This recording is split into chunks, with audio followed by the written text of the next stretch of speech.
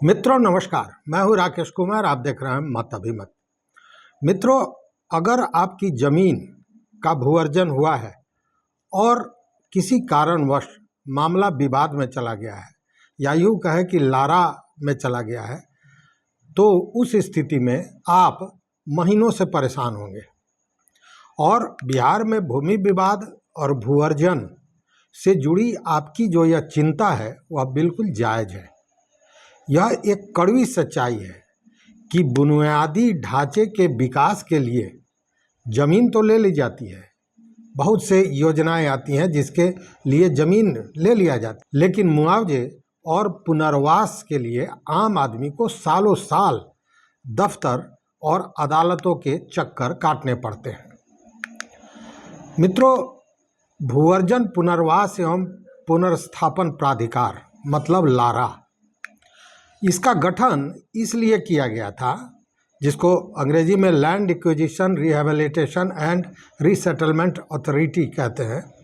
इसका गठन इसलिए किया गया था ताकि जिला प्रशासन और भूअर्जन कार्यालय के रवैये से परेशान लोगों को त्वरित न्याय दिया जा सके, त्वरित न्याय उन्हें प्राप्त हो सके, मिल सके। लेकिन वर्तमान में यह व्यवस्था खुद प्रशासनिक शिथिलता का शिकार हो गया है। मित्रों, बिहार में भूअर्जन प्राधिकार की वर्तमान स्थिति क्या है? इसमें जो प्राधिकार के पीठासीन पदाधिकारी होते हैं, जो जज होते हैं, उनके पद में कितनी रिक्तियां हैं और लंबित मामले क्या हैं, इस पर ज़रा गौर करना जरूरी है। देखिए मित्रों, बिहार के सभी 9 प्रमंडलों में भूअर्जन पुनर्वास एवं पुनर्व्यवस्थापन प्राधिकार का गठन किया गया है। इन प्राधिकार में जिला जज स्तर के सेवानिवृत्त न्यायिक अधिकारियों को पीठासीन पदाधिकारी बनाया जाता है। लेकिन सरकार की लेट लतीफ़ी के कारण कई प्रमंडलों में यह पद महीनों से और कभी कभी तो सालों से खाली पड़े रहते हैं। वर्तमान की स्थिति क्या है यह भी समझिए। देखिए, पटना, मुजफ्फरपुर मतलब तिरहुत प्रमंडल, भागलपुर, गया मतलब मगध जैसे बड़े प्रमंडलों में समय समय पर कार्यकाल समाप्त होने के बाद महीनों तक नए पदाधिकारियों की नियुक्ति नहीं होती है। अभी भी जो जानकारी मेरे पास उपलब्ध है उसके तहत लगभग 9 में से 8 ऐसे प्रमंडल हैं, ऐसे प्राधिकार हैं जहां पीठासीन पदाधिकारी नहीं है। कई बार स्थिति को संभालने के लिए सरकार एक ही पीठासीन पदाधिकारी को 2-2 या 3-3 प्रमंडलों का अतिरिक्त प्रभार सौंप देती है। उदाहरण के लिए मुजफ्फरपुर के अधिकारी को दरभंगा का अधिकारी या पूर्णिया का प्रभार दे दिया गया। नतीजा क्या होता है? नतीजा यह कि जब जज साहब महीनों में सिर्फ कुछ दिन ही किसी खास प्रमंडल में बैठेंगे तो मामलों की सुनवाई और निपटारे की गति का धीमा होना तो लाजमी है। और वैसे भी बहुत से जज, बहुत से पीठासीन पदाधिकारी को देखा गया है कि सप्ताह में 1 दिन आते हैं। जहां सैकड़ों की संख्या में विवाद मामले पड़े हुए हैं निपटारे के लिए, वहां 1 दिन में कैसे काम होगा यह आप खुद सोच सकते हैं। और यही कारण है कि सालों साल से लोग भटकते रहते हैं न्याय के लिए। जबकि सच्चाई यही है कि प्राधिकार का जो गठन किया गया उसमें यह था कि 6 महीने के अंदर मामले का निपटारा कर देना है। लेकिन अगर आप गहराई में जाएंगे तो आपको 6 महीने की बात तो छोड़ दीजिए, 6 साल और शायद उससे भी पुराने मामले नज़र आएंगे, मिलेंगे, जो लोग वर्षों से दौड़ रहे हैं प्राधिकार में और भूअर्जन कार्यालय में। कितने मामले लंबित हैं और कितने सालों से हैं यह भी सुनिएगा तो दिमाग चकरा जाएगा। बिहार के सभी प्राधिकारों को मिलाकर एक लंबित मामले जो हैं, एक अनुमान लगाया जा सकता है कि हजारों की संख्या में मामले होंगे। आधिकारिक समीक्षाओं और आरटीआई से समय समय पर जो आंकड़े सामने आते रहे हैं उसके अनुसार कुल लंबित मामले पूरे राज्य के प्राधिकार में लगभग 10,000 से 15,000 के बीच भूअर्जन से जुड़े मामले लंबित हैं। लंबित रहने का अवधि यह अगर आप देखें तो जो जैसा मैंने कहा कि यह 3 साल से लेकर और 8-10 साल तक पुराने देखे गए हैं। भूमि का उचित मुआवजा और पारदर्शिता का अधिकार अधिनियम 2013 लार एक्ट 2013 के तहत इन मामलों का निपटारा 6 महीने से 1 साल के भीतर हो जाना चाहिए, लेकिन जमीन पर ऐसा नहीं हो रहा है। सबसे ज़्यादा प्रभावित क्षेत्र है पटना। एनएच और मेट्रो परियोजनाएं, मुजफ्फरपुर में 4 लेन और रेलवे का मामला, गया में और औरंगाबाद में औद्योगिक कॉरिडोर का मामला, तिरहुत प्रमंडल में सड़कों का मामला, रक्सौल में जो एयरपोर्ट बन रहा है उसका मामला और महात्मा गांधी केंद्रीय विश्वविद्यालय का मामला वर्षों से लटका हुआ है। केंद्रीय विश्वविद्यालय का मामला तो लगभग 7-8 वर्षों से अटका हुआ है। इन प्रमंडलों में लंबित मामलों की संख्या सबसे अधिक है क्योंकि यहाँ पे बड़े पैमाने पर भूअर्जन हुआ है। जिला प्रशासन और भूअर्जन कार्यालयों का भी लगातार असहयोग बना रहता है, ऐसा देखा गया है। प्राधिकार के काम में यह सबसे बड़ी बाधा होती है कि जिला प्रशासन, जिला भूअर्जन पदाधिकारी और अंचल अधिकारी का रवैया सहयोगात्मक नहीं होता है। दस्तावेज को दबाकर बैठ जाना। जब कोई रैयत जो ज़मीन का मालिक है प्राधिकार में जाता है तो प्राधिकार जिला भूअर्जन कार्यालय से अवार्ड रोल, ज़मीन का नक्शा और मुआवजे के निर्धारण का आधार, बेसिक जो वैल्यूएशन होता है वो मांगता है। और प्राधिकार जिसके पास सिविल न्यायालय का पूरा अधिकार प्राप्त है वह भी मांगता रहता है और ये पदाधिकारी गण जो हैं वो उस पर कुंडली मारकर बैठे रहते हैं। तारीख पर तारीख मिलता है। जिला कार्यालय महीनों तक प्राधिकार को यह रिकॉर्ड नहीं भेजता है। सरकारी वकील द्वारा बार बार समय मांगा जाता है और अगर जाता भी है कागज तो आधी अधूरी जानकारी के साथ। कई मामलों में प्राधिकार द्वारा फटकार लगाने या वेतन रोकने की चेतावनी देने के बाद ही जिला प्रशासन दस्तावेज पेश करता है और वह भी अक्सर अधूरे होते हैं। इससे जज साहब के सामने मामले को टालने के अलावा कोई विकल्प बचता नहीं है। मतलब कि जो जज साहब, जो पीठासीन पदाधिकारी काम करने वाले हैं, चाहते हैं कि काम करें, मामलों का निपटारा करें, वह भी बेबस हो जाते हैं ऐसे लोगों के सामने। और चूँकि 3 साल के कार्यकाल के लिए आते हैं, सभी रिटायर्ड होते हैं, तो कोई उस तरह का एक्शन, कड़ा एक्शन लेना नहीं चाहता है।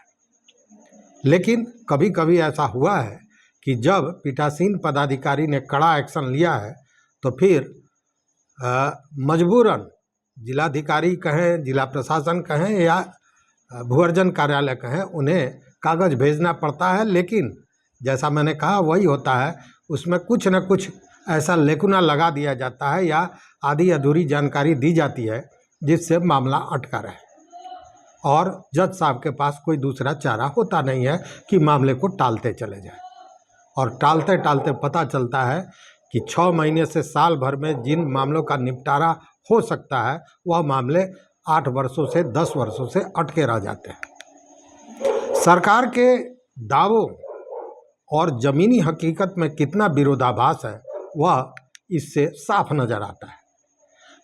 जैसा कि ये आप सबों ने जिक्र किया है कि राजस्व एवं भूमि सुधार विभाग अक्सर कड़ा रुख अपनाने का दावा करता है। जैसे एक दिन में आज ही कई अंचल अधिकारियों पर कार्रवाई किया गया है, 14 अंचल अधिकारियों पर। कई अंचल अधिकारियों को सस्पेंड किया गया है। लेकिन इस सख्ती का असर भूअर्जन प्राधिकारों पर नहीं दिख रहा है और खासकर भूअर्जन कार्यालयों पर नहीं दिख रहा है। इसका एक और बड़ा कारण है, जो आपको याद होगा, पिछले दिनों हाईकोर्ट ने भी कहा था कि जमीनी मामलों में राजस्व सेवा के पदाधिकारियों को ही रखा जाए, लेकिन आप देखेंगे कि भूअर्जन कार्यालयों में जो जिला भूअर्जन पदाधिकारी होते हैं उसमें बहुत से आपको ऐसे लोग मिल जाएंगे जो प्रशासनिक सेवा के पदाधिकारी हैं, जिनको राजस्व की जानकारी कम होती है। और वैसे में जो इन भूअर्जन कार्यालयों में बैठे हुए वर्षों से कुंडली जमाए हुए लोग हैं, जो कर्मी हैं, जो बाबू हैं, वो अपने हिसाब से कार्यालयों को चलाते हैं। अब यहाँ पे एक विरोधाभास है। एक तरफ सरकार समय समय पर म्यूटेशन, दाखिल खारिज और पैमाइश नहीं करने पर निचले अधिकारियों पर कार्रवाई कर रही है, वहीं दूसरी तरफ प्राधिकारों में जजों के खाली पदों को भरने के लिए जिला भूअर्जन अधिकारियों की जवाबदेही तय करने में पूरी तरह विफल हो रही है। मतलब जमीन खोने के बाद भी अपने ही पैसे जो मुआवजे के तौर पर मिलते हैं उसके लिए दर दर भटकना आम आदमी के मानवाधिकारों का सीधा उल्लंघन है, सीधा हनन है। मित्रों, जमीन बिहार में खासकर केवल जमीन नहीं होता है, और जमीन के साथ भावनाएं जुड़ी होती हैं। उसी जमीन में किसी के पिताजी का कब्र होता है, किसी के पिता को जलाया जाता है, वही जमीन, वही घर जो भूअर्जन में ले लिया जाता है उसकी यादें होती हैं। उसकी शादी होकर उसी घर में हो सकता है वो आदमी आया हो, उसके बच्चे उसी घर में रहे हो। मतलब वो सारी यादें, सारी भावनाएं उस जमीन के साथ होती हैं, केवल वह जमीन नहीं होता है। और साथ ही जो किसान हैं जिनके पास वही ज़मीन है, उनके लिए वही रोजी रोटी भी होता है। वैसे में ज़मीन ले लिया जाता है और मुआवजे के लिए दर दर ठोकर खाना, भटकना आम आदमी के लिए क्या कहेंगे? क्या ये उनके मानवाधिकार का हनन नहीं है? बिल्कुल है।